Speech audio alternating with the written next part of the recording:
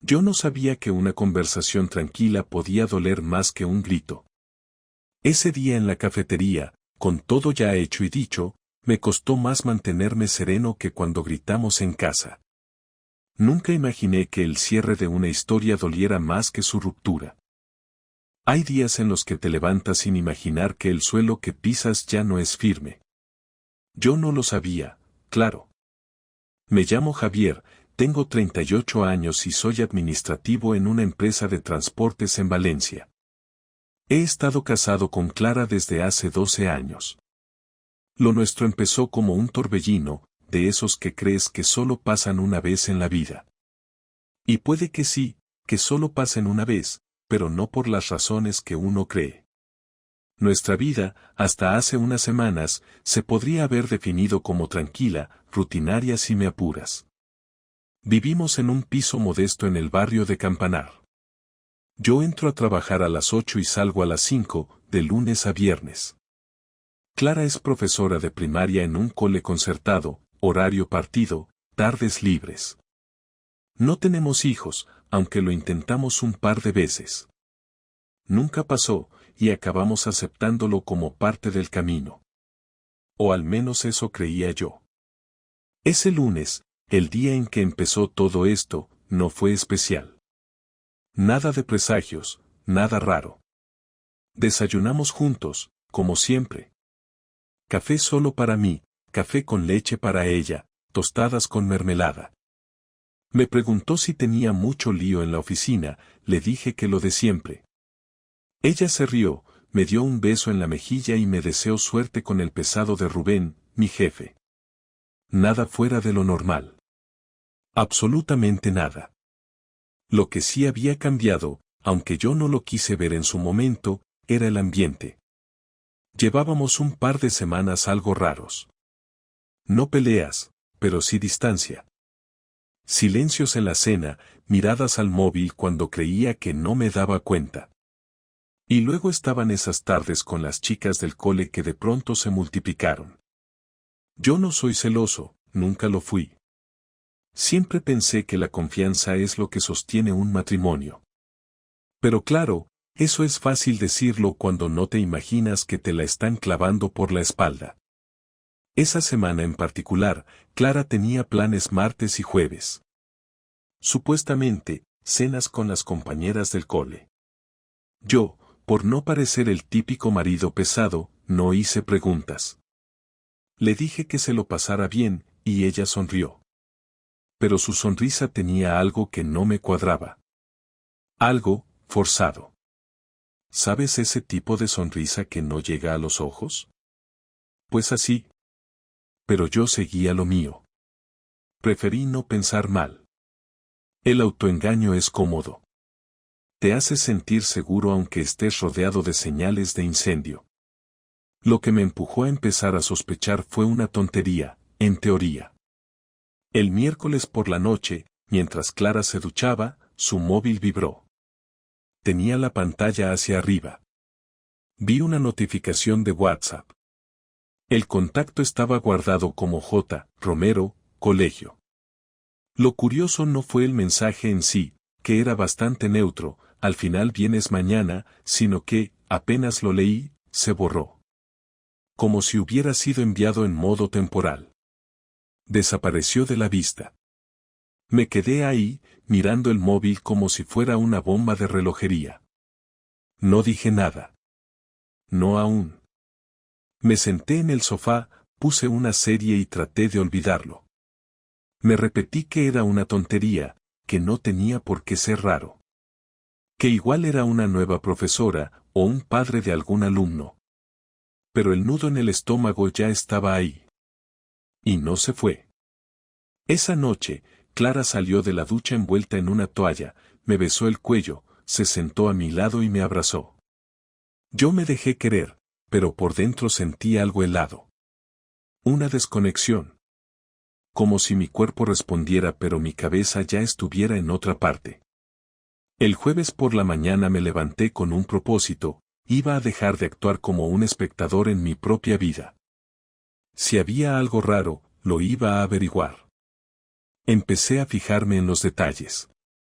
En sus horarios, en cómo vestía, en los mensajes que escribía mientras decía estar corrigiendo deberes en el sofá. Me sentía sucio por espiarla, pero más sucio me sentía por no saber la verdad. Y así empezó todo. Con una intuición. Un susurro incómodo que se fue haciendo grito. No me imaginaba lo que iba a encontrar. No estaba preparado. Nadie lo está, la primera vez que le rompen el corazón con una sonrisa. El jueves por la tarde llegué a casa antes que Clara. Salí del trabajo con una excusa poco elaborada, diciendo que tenía que recoger unos papeles de Hacienda, pero en realidad no tenía ninguna cita. Solo quería estar en casa, observar, pensar y, si se daba el momento, actuar. Me senté en la cocina con el portátil abierto delante, fingiendo revisar unos informes. Pasaron 20 minutos y escuché las llaves en la cerradura. Clara entró con su habitual tono cantarín de saludo, dejó el bolso en la entrada y me dio un beso en la cabeza mientras decía que había sido un día agotador. Me limité a sentir sin apartar la vista de la pantalla. En realidad no estaba leyendo nada, solo esperaba a que subiera al baño, como solía hacer, para revisar su bolso. No era algo de lo que me sintiera orgulloso, pero tampoco estaba dispuesto a seguir tragando dudas en silencio. A los 5 minutos, como era previsible, Clara subió a ducharse. Caminé rápido y en silencio hasta el salón, tomé su móvil y me metí en la cocina otra vez. Usaba contraseña, pero sabía que tenía el reconocimiento facial activo. Me bastó con desbloquearlo apuntando a mi cara mientras dormía un par de noches atrás para saber cómo funcionaba. Ahora no necesitaba repetirlo, ya estaba desbloqueado. Me fui directo a WhatsApp. El chat con J. Romero, colegio estaba fijado arriba. Lo abrí. Me costó leer en voz alta lo que aparecía en pantalla aunque estuviera solo. No eran mensajes particularmente explícitos, pero el tono era evidente. No hablaban de trabajo, ni de alumnos, ni de reuniones. Hablaban de lo bien que la pasaron el martes, de las ganas que tenían de volver a verse el viernes por la tarde, de lo mucho que ella lo hacía reír, y de cosas aún más personales, como si compartieran una intimidad que no correspondía a compañeros de colegio. Uno de los mensajes decía literalmente, me cuesta pensar en otra cosa desde que nos besamos el otro día. No sé si me arrepiento o si solo quiero repetirlo 20 veces más. A eso Clara había respondido, yo tampoco puedo parar de pensar en eso, pero tenemos que ir con cuidado. Javier no sospecha nada. El mundo no se cayó ni explotó, no me puse a gritar, no rompí el móvil, pero algo se rompió dentro de mí. Una pieza concreta que hasta ese momento, por muy dañada que estuviera, seguía intentando sostener el edificio. Me quedé sentado, mirando la pantalla sin parpadear, como si leerlo otra vez fuera a cambiar las palabras. Pero no cambiaban. La conversación seguía ahí, fresca, reciente, viva. No era una aventura de hace años ni un mensaje fuera de contexto. Era ahora, era esta semana, era Clara. Escuché el agua detenerse en el baño y reaccioné. Cerré el chat, apagué el móvil y lo dejé de nuevo en el bolso, exactamente donde lo había encontrado.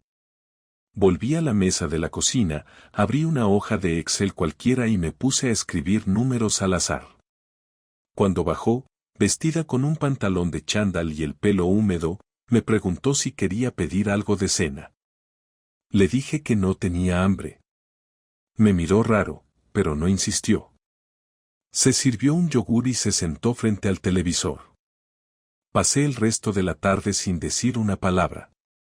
Ella intentaba hacerme preguntas de vez en cuando, comentarios banales sobre lo que salía en la pantalla, pero yo respondía con monosílabos, con frases vacías. Por dentro, el ruido era insoportable. Me sentía como un tipo que está en un incendio, pero no grita, solo observa cómo las llamas se lo comen todo, sin moverse. Cuando se hizo de noche, me metí en la cama con ella, como si nada. Ella se acomodó de espaldas a mí, como siempre últimamente, y yo me quedé mirando al techo. Dormí 3 horas. El viernes no fui al trabajo. Llamé a Rubén y le dije que estaba enfermo. No era mentira. Sentía el cuerpo pesado, la cabeza embotada, y un nudo en el estómago que no me dejaba ni respirar del todo. Clara salió a media mañana, dijo que iba a encontrarse con una compañera para planear unas actividades del colegio. No dije nada. Le di un beso en la frente, sabiendo perfectamente que iba a verse con ese tipo. Cuando cerró la puerta, me quedé en silencio. No encendí la tele, no miré el móvil. Me quedé ahí, en la cocina, con la taza de café en la mano, sin probarlo. No sabía qué hacer. La idea de confrontarla me daba miedo, no por su reacción, sino por lo que significaba decirlo en voz alta. Porque una vez dicho, ya no habría vuelta atrás. Ya no podría fingir que no lo sabía. Ya no habría dudas. Sería real, sería oficial. Y no estaba seguro de estar listo para eso. Sin embargo, tampoco podía seguir como si nada. A las 5 de la tarde salí de casa. No le dije a nadie a dónde iba. Caminé hasta el colegio donde trabajaba Clara. No entré. Me quedé en una cafetería que hay justo enfrente, sentado junto a la ventana. Tenía la esperanza, o más bien la necesidad, de verla. A ella. O a él. O a los dos. A las 6 menos cuarto, la vi salir. No estaba sola. Caminaba junto a un hombre, alto, moreno, con una mochila al hombro. No iban agarrados ni hacían ningún gesto llamativo, pero no hacía falta. Bastaba con ver cómo se miraban. Cómo caminaban uno al lado del otro, sincronizados. No fue un paseo largo. Se despidieron en la esquina, con un gesto rápido, sin beso. Pero la cercanía era clara. Yo no tenía ninguna duda. Esperé unos minutos, luego me levanté y caminé hacia casa. Ella llegó media hora más tarde. Entró como si nada, dejó las llaves y dijo que había sido una reunión muy productiva. Me pidió que calentara la pizza congelada que había dejado en el frigorífico. Lo hice. La cena fue tranquila. Hablamos del gato de la vecina, del tráfico en la avenida, del tiempo. A ella le temblaban las manos ligeramente cuando agarraba el vaso, pero disimulaba con bastante habilidad. Yo también fingía, con la diferencia de que ya no me importaba disimular bien o mal. Estaba esperando el momento. No sabía si iba a ser esa noche o al día siguiente, pero ya lo tenía decidido, la iba a enfrentar. Esa noche, mientras ella dormía, bajé al trastero y saqué una caja con algunos papeles que tenía guardados desde hace años. Allí encontré nuestras fotos de los primeros años juntos, nuestras cartas, los correos que nos mandábamos cuando ella estaba en prácticas en Bilbao. Lo puse todo sobre la mesa del comedor, como si necesitara recordarme por qué todo esto dolía tanto. El sábado me desperté antes que ella. Preparé café, lo serví en 2 tazas. La esperé sentado en el salón. Cuando bajó, aún con cara de sueño, le señalé la silla frente a mí. Se sentó, sin entender del todo. Le pasé su taza. Y entonces, sin elevar la voz, sin rodeos, sin lágrimas, le hice la pregunta que llevaba días incubando: ¿desde cuándo estás con él? Ella no respondió al principio. Solo bajó la mirada. Pero en su silencio encontré la confirmación que no necesitaba. Clara tardó en levantar la mirada, y ese silencio suyo fue lo que me hizo perder la poca calma que había logrado reunir antes de hablar, porque no era un silencio de sorpresa sino de cálculo, como si estuviera decidiendo cuánto decir y cuánto esconder, y yo ya estaba demasiado cansado para juegos mentales. Le repetí la pregunta sin subir la voz, pero con una firmeza que incluso a mí me sonó ajena: te he preguntado desde cuándo estás con él.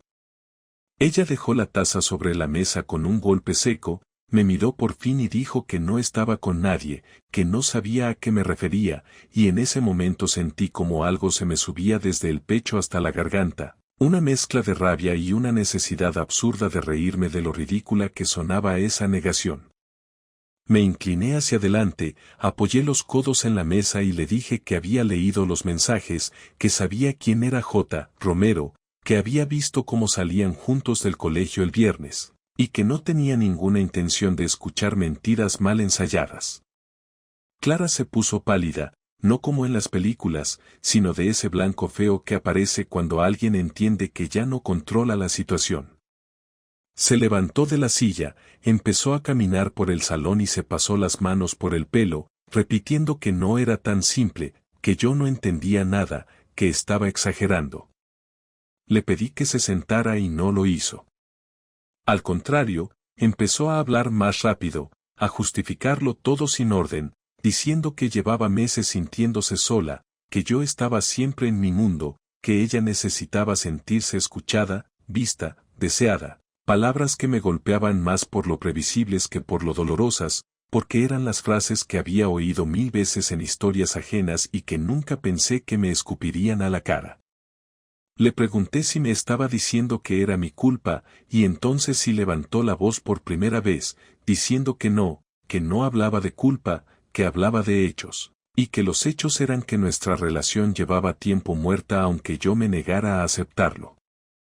Me puse de pie tan rápido que la silla cayó hacia atrás con un ruido seco que la hizo sobresaltarse. Le dije que no se atreviera a decir que estaba muerta cuando hacía apenas 2 semanas me hablaba de planes para el verano, cuando compartíamos la cama aunque fuera en silencio, cuando seguíamos viviendo bajo el mismo techo sin que nadie la obligara. Ella me respondió que muchas veces había fingido, que había cosas que yo no veía porque nunca quise verlas, y esa frase fue la que terminó de encenderme. No recuerdo haber gritado tanto en mi vida. Le dije que no me diera lecciones sobre fingir, que si alguien había actuado durante años era ella, sonriendo mientras escribía con otro hombre, besándome antes de ir a encontrarse con él, mirándome a los ojos mientras decía que me quería. Clara intentó interrumpirme varias veces, pero no la dejé, porque llevaba demasiado tiempo callado y cada palabra que salía era como quitarme peso del cuerpo aunque me dejara vacío por dentro. Le pregunté si se había acostado con él y tardó en responder, ese segundo de más que ya era una respuesta en sí misma, y cuando por fin dijo que sí, que había pasado una vez, que fue un error, sentí que el suelo se movía aunque siguiera de pie. Golpeé la mesa con el puño, no para romperla, sino porque necesitaba descargar algo físico, y ella dio un paso atrás como si temiera que fuera a hacerle daño, lo que me enfureció todavía más. Le dije que no se atreviera a mirarme así, que nunca en 12 años le había levantado la mano ni la voz, y que si ahora gritaba era porque me había destrozado algo que no se arregla con excusas. Ella empezó a llorar, pero no de esa forma contenida y silenciosa, sino con sollozos ruidosos, cubriéndose la cara, repitiendo que estaba confundida, que no había planeado que pasara, que ese hombre la había entendido de una forma que yo no supe hacerlo.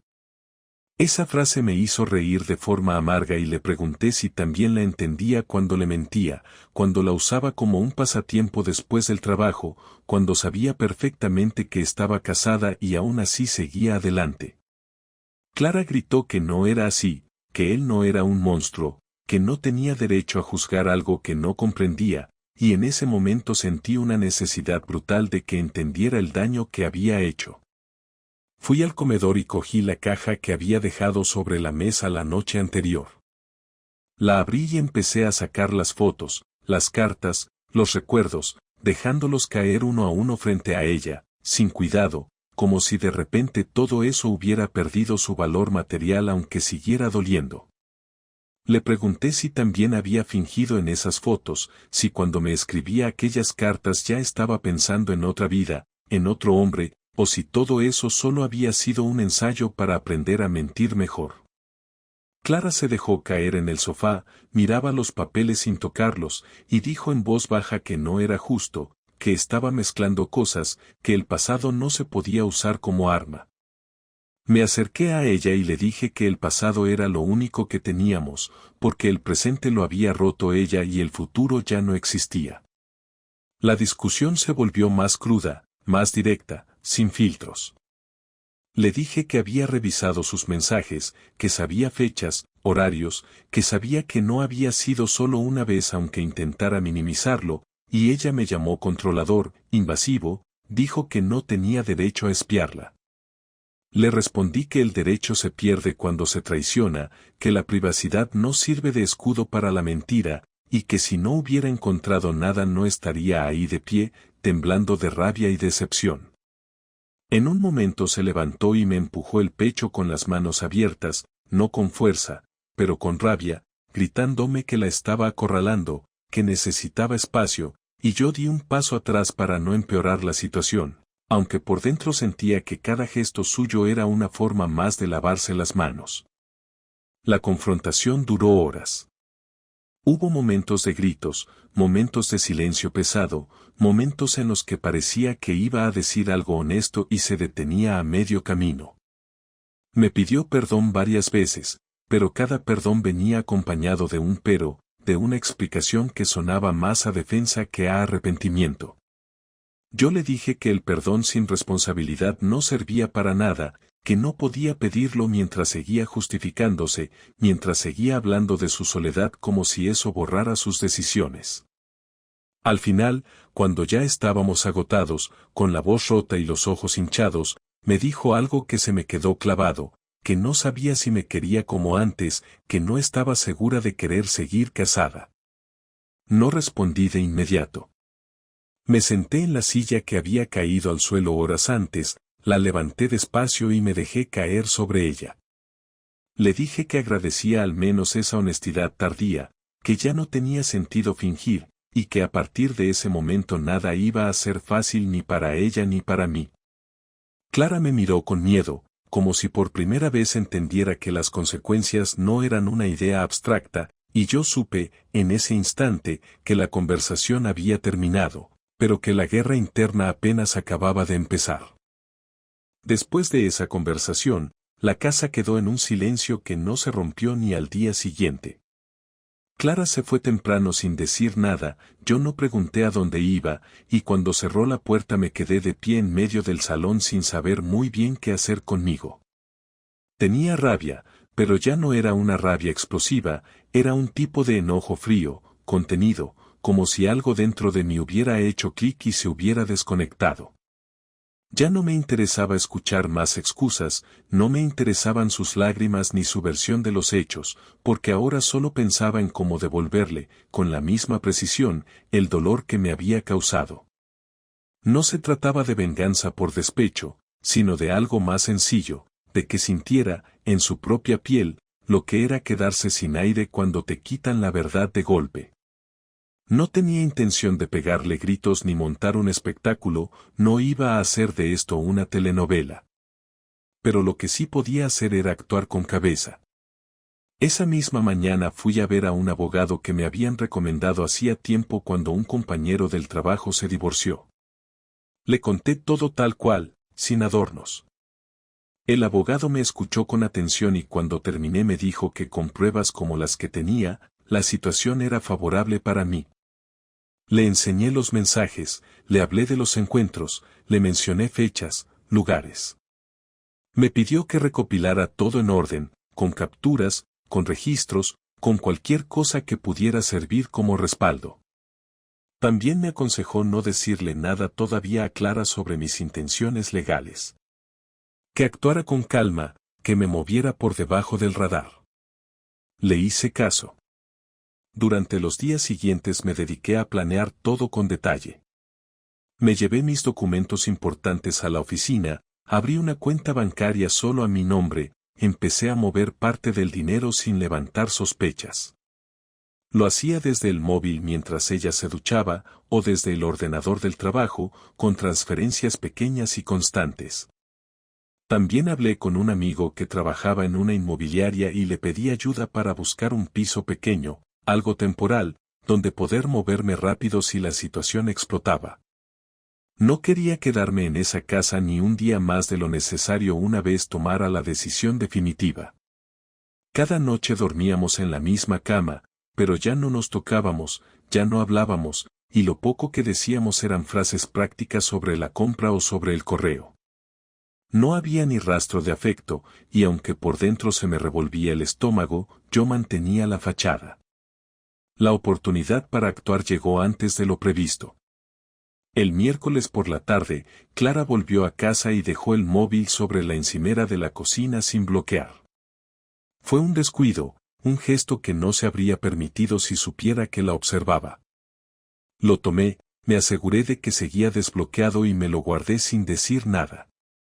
Me fui al baño, lo conecté al portátil y descargué toda la conversación que tenía con ese tal Jorge Romero. También los archivos, las fotos, los audios. No era material explícito, pero sí lo suficiente para demostrar una relación paralela. Al terminar, dejé el móvil donde estaba, como si nada hubiera pasado. Esa misma noche imprimí todo, lo ordené por fecha y lo guardé en una carpeta. La llevé al trabajo al día siguiente y la metí en un sobre grande. Esa carpeta tenía un destino, el buzón del colegio donde trabajaba Jorge. Pero no iba a dejar mi firma. Compré un sobre acolchado, metí una carta escrita a mano donde decía que si no cortaba toda comunicación con Clara, iba a entregar ese mismo material al director del centro y a su familia, y luego me acerqué una hora antes de que empezaran las clases. Caminé sin prisa hasta la entrada lateral, la que da al aparcamiento de los profesores, y dejé el sobre en el buzón de administración. No me tembló el pulso. Al salir, respiré hondo. No era un alivio, pero al menos era un paso. Ese hombre, que tan bien la entendía, ahora tendría que lidiar con las consecuencias reales de lo que habían estado haciendo a escondidas. Quería ver cuánto duraba el romanticismo cuando lo enfrentaran en su trabajo, en su entorno. No supe qué pasó exactamente después con él. Pero 2 días más tarde, Clara volvió del trabajo antes de lo habitual, entró a casa con la cara desencajada, se encerró en la habitación y no salió hasta la cena. Yo me quedé en el salón, leyendo, esperando a ver si decía algo, pero no dijo nada. Solo preguntó si había arroz, y cuando le dije que sí, se sirvió en silencio y comió con la mirada clavada en el plato. Esa noche no hablamos. No hizo falta. Su nerviosismo, su silencio, su expresión tensa, me confirmaron que el sobre había cumplido su propósito. La parte final de todo esto fue más simple de lo que había imaginado. Al lunes siguiente, justo al salir de casa para ir a trabajar, le dejé a Clara un sobre la mesa del comedor. Dentro iba una carta escrita por mí, sin insultos, sin acusaciones, pero con cada línea calculada. Le decía que sabía todo, que había tomado mis decisiones, que no le iba a gritar, ni a pedir explicaciones que ya no me interesaban. Que había puesto en marcha el divorcio, que mi abogado la contactaría esa misma semana, que no le iba a quitar nada que no fuera justo, pero que tampoco iba a seguir compartiendo la vida con alguien que había pisoteado nuestra historia sin remordimiento. En el sobre también iban las llaves del piso que había alquilado, una copia de la denuncia de separación de bienes y una nota más directa: este capítulo se cierra aquí. Puedes quedarte en la casa hasta que se formalice todo. Yo no vuelvo. Me fui al trabajo sin mirar atrás. Me quedé en la oficina hasta tarde, y luego me fui al nuevo piso. Era pequeño, tenía un colchón en el suelo y un microondas viejo, pero me supo a libertad. Esa noche dormí solo, pero sin esa sensación de estar acompañado por alguien que ya no te quiere. Dormí sabiendo que había hecho lo que debía, que no me quedé quieto esperando a que se secara la herida por sí sola. No había justicia perfecta, pero al menos había tomado el control. No me hundí, no me perdí, no me convertí en víctima de mi historia. Al día siguiente Clara me escribió un mensaje. Solo decía: lo he leído todo. No sabía que ibas a llegar tan lejos. No respondí. Apagué el móvil y seguí con lo mío.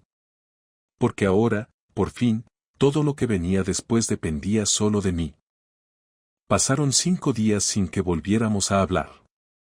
Yo me mantenía ocupado con el trabajo, con trámites, con lo que fuera que pudiera mantener mi mente fuera de esa historia, pero no era fácil. Aunque ya había tomado decisiones, aunque el divorcio estaba en marcha y me había mudado, había algo en el cuerpo, en la cabeza, que seguía dando vueltas, que no se apagaba. Por las noches me costaba dormir. No era por extrañarla, eso ya no existía, sino por la sensación de vacío que se instala cuando un proyecto al que le has dado más de una década se derrumba sin que puedas evitarlo. Me habían destrozado la confianza, y eso no se reconstruye en una semana. Pero más allá del dolor, lo que necesitaba era entender. No las razones de lo que hizo, eso me daba igual, sino qué íbamos a hacer con todo lo que quedaba, casa, papeles, cuentas, objetos, rutinas. Porque más allá del amor, lo que compartíamos era una vida, y esa vida no se podía desarmar en silencio. Fue ella quien me escribió. El mensaje era largo. Decía que necesitaba hablar en persona, que no se trataba de reconquistarme, que no tenía intenciones ocultas, que simplemente quería cerrar esto como dos personas adultas. Le respondí con una fecha y una hora, le propuse un lugar neutral, una cafetería cerca de la estación, donde no nos conociera nadie.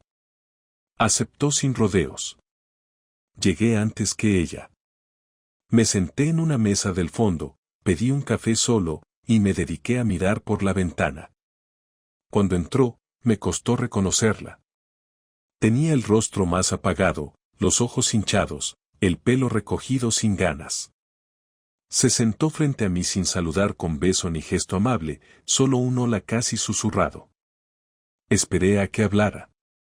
No tenía intención de empezar yo. No iba a facilitarle nada. Al poco rato levantó la mirada y dijo que lo había estado pensando mucho, que no sabía cómo habíamos llegado a este punto, que durante mucho tiempo creyó que el problema era ella, que se sentía invisible, que necesitaba sentirse viva. No interrumpí. No quería escuchar esas frases, pero tampoco quería desviar la conversación hacia algo inútil. La dejé seguir. Dijo que no buscaba justificar nada, que sabía que había hecho las cosas mal, que había cruzado líneas que no se debían cruzar.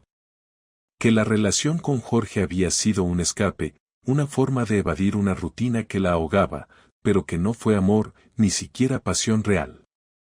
Dijo que fue debilidad, que se dejó llevar porque necesitaba validación. Cuando terminó de hablar, me miró esperando alguna reacción. Le pregunté directamente si seguía viéndolo. Me dijo que no, que desde el día en que recibió el sobre, Jorge había cortado todo contacto. Que no respondió a sus llamadas ni a sus mensajes. Que en el colegio se había generado un ambiente tenso y que él pidió un traslado. Yo no dije nada. Solo asentí. Ella suspiró y me dijo que estaba dispuesta a colaborar en todo. Que no quería pelear por dinero, ni por objetos, que la casa podía venderse o quedarse para mí si yo quería. Que solo le interesaba resolverlo todo rápido y con el menor daño posible. Me sorprendió escucharla tan clara, pero no me fiaba del todo. Le dije que mis abogados se encargarían del reparto, que si quería algo en particular que lo solicitara por escrito, que no íbamos a discutir cara a cara por un sofá ni por la vajilla. Me dijo que solo quería llevarse sus libros, su ropa y algunas fotos. Le dije que no tenía problema, pero que lo hiciera cuando yo no estuviera. No quería volver a verla metiendo cosas en cajas. Hubo un silencio largo. Nos miramos sin decir nada. Ella tenía los ojos brillantes, no por emoción, sino por vergüenza. Me dijo que si pudiera volver atrás, no lo haría. Que no porque la relación con Jorge no hubiera funcionado, sino porque ahora se daba cuenta de todo lo que había destruido. Le respondí que eso ya no tenía importancia. Que no me interesaban sus arrepentimientos. Que lo único que quería era cerrar este capítulo con la mayor dignidad posible. Ella sintió, bajó la mirada y me preguntó si alguna vez iba a perdonarla. Le dije que no. No de la forma en que ella lo quería. Que quizás algún día dejaría de doler, pero que eso no era lo mismo. Me agradeció que hubiera aceptado esa reunión y dijo que se iría. Se levantó, me dedicó una última mirada vacía y salió del lugar. Me quedé unos minutos más. Terminé el café, salí a la calle y caminé sin rumbo. Esa conversación no me había aliviado, pero me permitió ordenar la última pieza que faltaba. Ahora todo estaba claro. No había marcha atrás. No había posibilidad de parches ni segundas oportunidades. Clara y yo habíamos terminado. No por una infidelidad, sino por una acumulación de negligencias, de silencios, de distancias mal manejadas. La traición fue solo la gota final, el empujón definitivo. Lo demás ya venía roto desde antes. Esa noche, ya en mi nuevo piso, abrí una caja que había dejado sin revisar. Allí estaban algunos recuerdos que todavía no sabía si conservar o tirar. Fotos de vacaciones, cartas de cumpleaños, pequeños objetos sin valor que solo entendían dos personas. Los fui sacando uno a uno, mirando cada cosa con una mezcla de rabia y resignación. Al final, volví a guardarlo todo, cerré la caja y la empujé al fondo del armario. No era el momento de destruir, pero tampoco de revivir. En los días que siguieron, todo fue avanzando rápido. El abogado de Clara se puso en contacto con el mío, aceptaron las condiciones, firmamos el acuerdo. No hubo disputas. No hubo reclamos. Solo firmas, papeles, citas en el registro. Al mes siguiente ya no éramos legalmente marido y mujer. Fue un trámite. Frío, burocrático, inevitable. El mismo día en que se oficializó todo, recibí un correo de ella. No decía mucho. Solo que esperaba que, con el tiempo, las cosas dejaran de doler tanto. No contesté. No hubo una despedida real, ni una escena final. Solo la confirmación de que dos personas pueden convivir durante años, construir una vida, planear un futuro, y aún así llegar a un punto en el que todo se termina de forma casi técnica, sin lágrimas ni abrazos. No me quedó odio. Me quedó decepción, cansancio, y una sensación rara de haber envejecido 10 años en un solo mes. Pero a pesar de todo eso, sentí que algo dentro de mí empezaba a moverse otra vez. No era felicidad, tampoco esperanza, pero sí una mínima calma. Una especie de espacio nuevo que se abría ahora que ya no tenía que mirar a nadie a los ojos fingiendo estar bien. Por primera vez en semanas, dormí sin soñar con Clara. Y aunque al despertar todavía estaba todo fresco, su nombre no fue lo primero que me vino a la cabeza. Eso, pensé, ya era algo. No hubo una gran revelación después de que todo terminara, ni un giro que lo cambiara todo de un día para otro. La vida siguió su curso, más lenta, más torpe, pero siguió. En el trabajo notaron el cambio, aunque nadie preguntó directamente. Algunos sabían lo que había pasado, otros lo intuían, y unos cuantos preferían no decir nada, como si el dolor ajeno fuese una sala a la que no se entra sin invitación. Yo me limitaba a hacer lo mío, cumplir horarios, entregar informes, responder correos. Las horas pasaban sin demasiado ruido, pero al llegar a casa todo volvía. No el recuerdo de Clara, sino el peso del presente. La sensación de estar solo en un sitio que todavía no me pertenecía del todo. Había elegido ese piso porque no tenía historia, porque no cargaba con imágenes, olores, ni rincones compartidos. Pero esa neutralidad también lo hacía más frío. No tenía nada que me hiciera sentir en casa, y en ese punto de mi vida, lo único que necesitaba era estabilidad, aunque fuera en un lugar sin alma. Pasaba las tardes en silencio, a veces con la televisión encendida, sin prestar atención. Me cocinaba lo justo, a veces ni eso. Me acostumbré a comer de pie, frente a la encimera, con el móvil al lado, revisando noticias o correos. Me propuse empezar a correr por las mañanas, no por salud ni por objetivos físicos, sino para tener una excusa para salir de esa caja blanca donde dormía y trabajaba. Empecé a correr por el parque cercano, al principio 2 veces por semana, luego casi todos los días. No hablaba con nadie, ni saludaba a los habituales, simplemente me ponía los auriculares y salía, como quien intenta dejar algo atrás a cada paso. El primer fin de semana solo fue más difícil de lo que esperaba. No por la falta de planes, sino porque el silencio era constante. No había llamadas, ni mensajes, ni rutinas que exigieran atención. Todo estaba en pausa. El sábado por la mañana fui al supermercado y me encontré con una vecina del edificio donde vivíamos Clara y yo. Se me quedó mirando como si dudara si saludar o no. Finalmente se acercó y me preguntó cómo estaba. Le dije que bien. Ella bajó la mirada, asintió, y dijo que lamentaba lo que había pasado. No supe qué contestar. Me limité a sonreír de forma automática y me despedí rápido. Me di cuenta de que a partir de ese momento, mucha gente me vería con ese gesto entre la pena y la incomodidad, como si formaras parte de un grupo al que nadie quiere pertenecer. El grupo de los que fueron traicionados, de los que fueron abandonados, de los que ya no forman parte de nosotros. Volví a casa con varias bolsas y una sensación de incomodidad que tardó en irse. Me senté en la cama, encendí el portátil y me puse a escribir. No un diario, ni un relato. Solo una lista de cosas. Cosas que tenía que resolver, cosas que tenía que cerrar, cosas que todavía dolían. Dividí la lista en columnas. A la izquierda, las cosas prácticas, cancelar cuentas conjuntas, cambiar seguros, firmar el traspaso de la hipoteca. A la derecha, las que no sabía cómo abordar, decidir qué hacer con las fotos, los objetos, los regalos. Al terminar, me quedé mirando la pantalla un rato largo. Era absurdo, pero ver todo escrito me ayudó. No por ordenarlo, sino porque me recordaba que eran tareas, no heridas. Cosas que había que hacer, una por una, sin esperar que ninguna de ellas solucionara lo que ya estaba roto. A los pocos días recibí un mensaje de la madre de Clara. No me lo esperaba.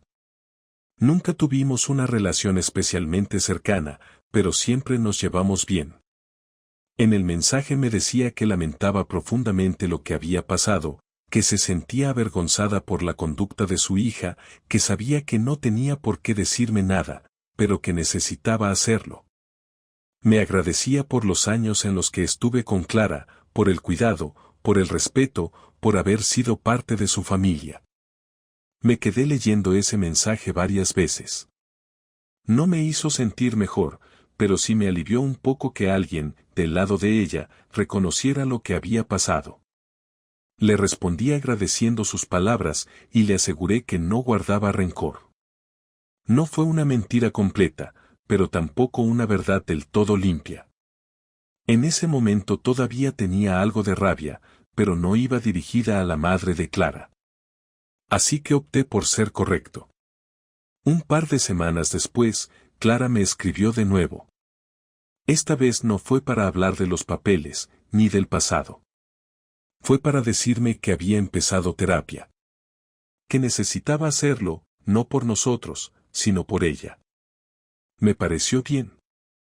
No sentí curiosidad, ni alivio, ni satisfacción. Solo le respondí que me parecía una buena idea. No hubo más intercambio. No la volví a ver, y tampoco quise saber más de su vida.